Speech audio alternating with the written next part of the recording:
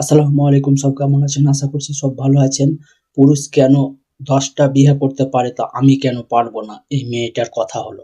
তো চলেন মেয়েটাকে ডক্টর জাকির নায়েক কিভাবে জবাব দিবে খালি শোনা যাক। তো আমি এটাই বলতে চাইবো যে দেখো এটা আমার ব্যক্তিগত জীবন। চাই আমি ১০ টা মেয়েটার করি, ২০ টা ব্যক্তিগত করি, জীবন। ৩০ টা করি, ৪০ টা করি।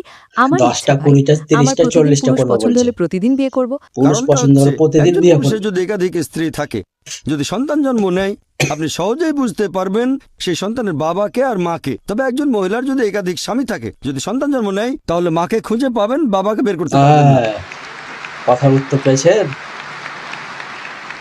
তারপর সন্তানকে স্কুলে ভর্তি করতে যাবেন, হ্যাঁ, এর বাবার নাম কি, তখন হয়তো দুটো নাম দিতে হবে। হ্যাঁ।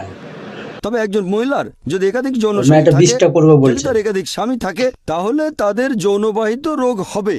প্রথমে রোগটা সেই মহিলারা হবে, তারপর সেই রোগ তার স্বামীদের মধ্যে ছড়িয়ে পড়বে। তাই মেডিকেলি এটা ভালো নয় যে একজন মহিলার একাধিক স্বামী থাকতে পারে।